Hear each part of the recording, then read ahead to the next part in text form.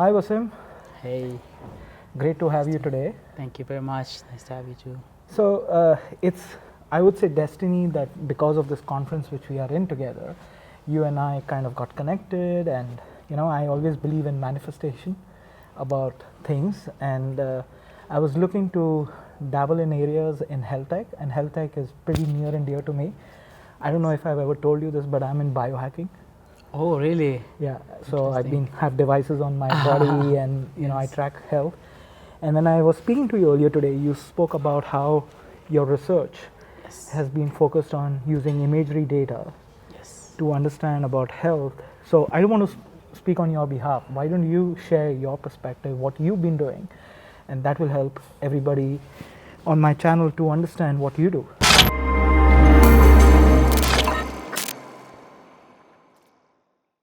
So basically, I've worked on multiple domains in the image processing field, and of course, there are multiple sections. One of them is different hardware configuration.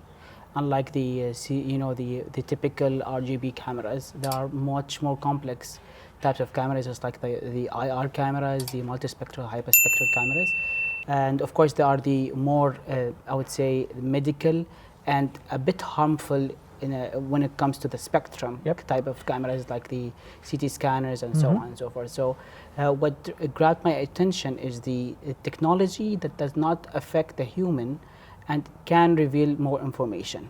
Interesting. So it started actually in 2018, specifically in the imaging. When I started on the hyperspectral imaging, it was one of the topics that I selected for my MSc program, my thesis.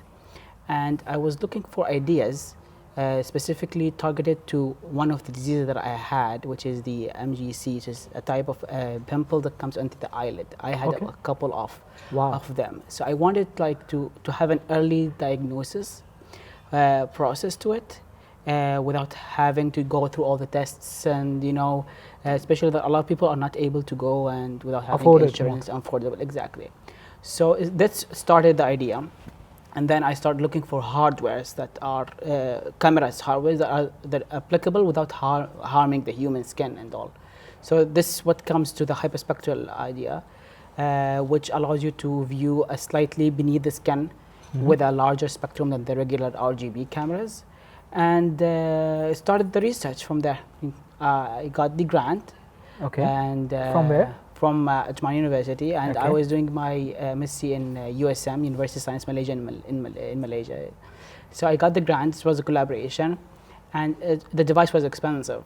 So the data collection, then COVID came, and a lot of things happened. It was, I would say, successful. Collected data, I was able to do the detection through the software image processing algorithm and all. And now we're working on, okay, how can we replace this expensive device using AI? So there are now trained models that will train images Yep. through the RGB into the hyperspectral.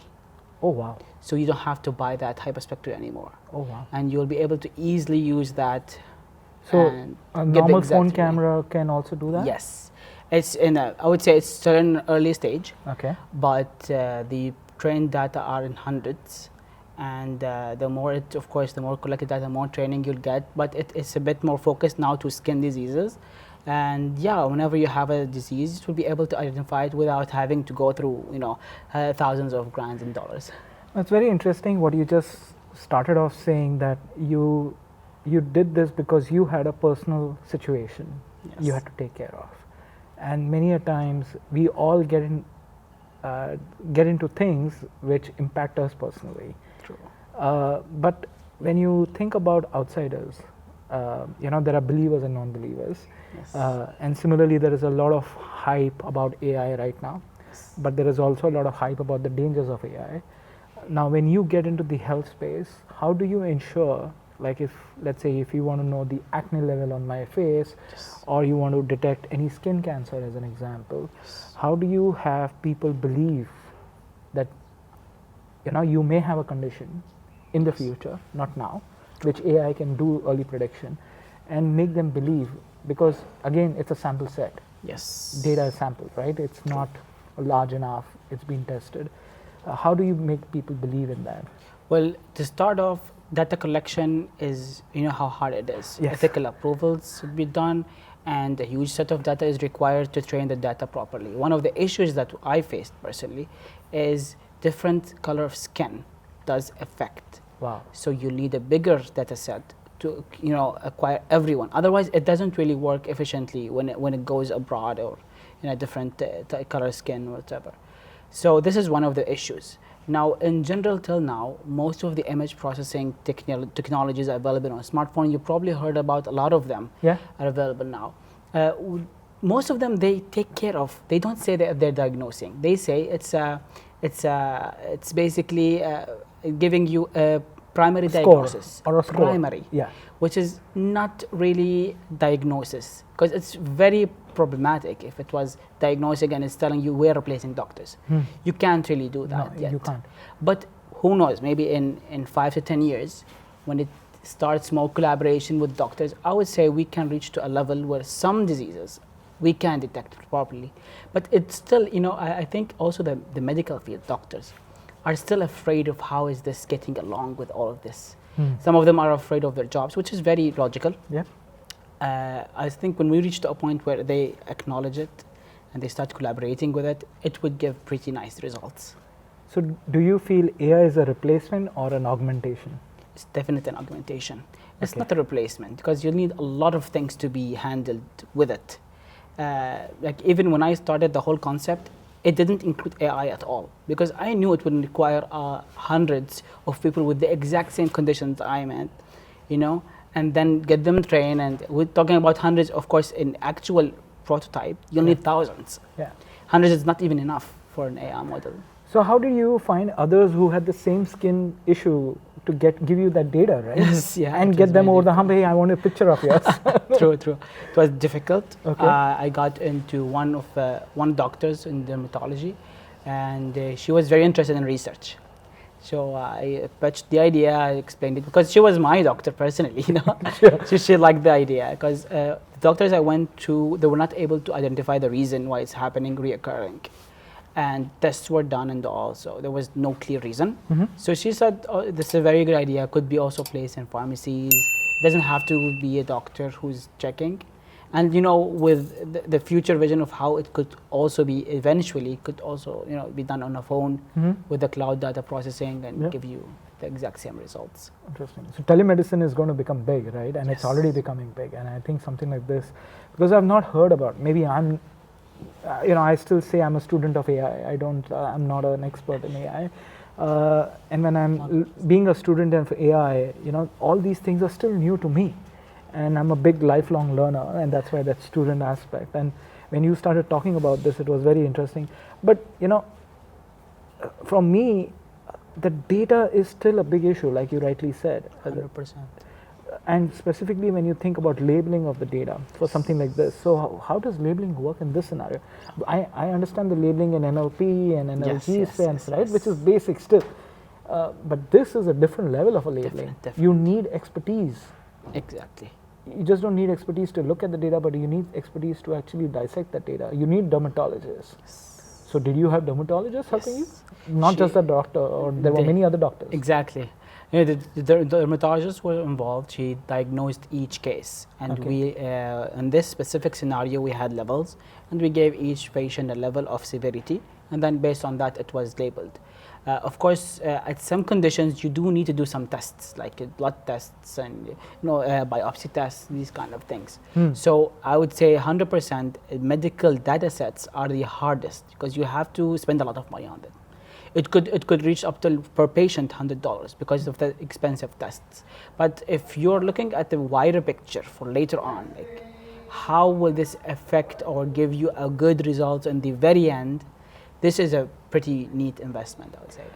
So if you have to advise students who may be looking, and there are many people right now trying to get into the field of AI. Definitely. Because there's a lot of hype. And definitely AI has a lot of future for everyone.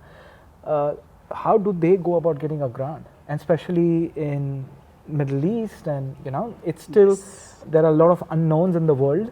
but there is so much of development happening in Dubai. We are clicking this video in Dubai, and Dubai is becoming the pioneer country in the world in terms of how they adopt AI and adopt technology. But how do people just get grants? Like you got a grant. How do people get grants? I would say the first approach is polishing appropriate proposal, making sure you're up to date, because it's moving very fast, everyone knows. Like just the way, now we're talking a few days back, ChatGPT, probably you've heard about it. It hits the word and it was a huge trend. Can I give you one secret? Yeah, sure. The presentation which we are going to do today, or the chat? The questions were generated, mine as well.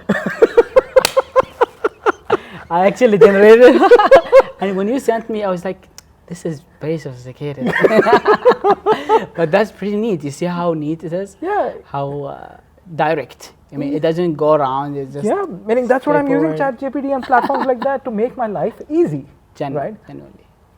So so going back to the grant. Proposal definitely is very important. Finding the person of your interest, like let's say your doctor or supervisor, matches what you're looking for, what you have in mind. I would say not many students polish their proposals. A lot of them I've seen who go to their supervisors looking for ideas. I would say always give a chance to yourself before you seek the help. Why? Because it's always, you will be more passionate about your research as you're doing your own research, rather than taking someone else's idea and then working on it. He could always polish your idea. You know, it could work along the way. And that's probably it. Once you have the appropriate set, you will find someone who will be interested in your idea. No, and you know something, what you just said, you need to believe in your own idea. And many a times I come across students saying that, or people who are looking to do PhDs, they're saying we don't know what to do, and that's why they go and seek help. But this is where they need to take a step back. And like what you did is, I have a condition and I need an answer to that. Yeah. May not be a solution, but I need an answer. Like, why am I getting into this, right? True. And you can do a simple research, and is there any research done on it? And if it is not, do it. So it may not be personal, that personal to your point, but it can be things around you. True. There 100%. Are so many problems around us every day. And if people can look at it, no, I would love to continue this conversation. I know you're a busy person, but it's been an absolute, and I'll put your contact details if any students wants to reach out to you. Sure, I'd love that. Yeah, to get your guidance in terms of how they can get a grant or want to talk to you about this topic more in detail. I would love that. Yeah. Sure. Thank you very much for your time. It was a pleasure talking to you. Likewise. Take care.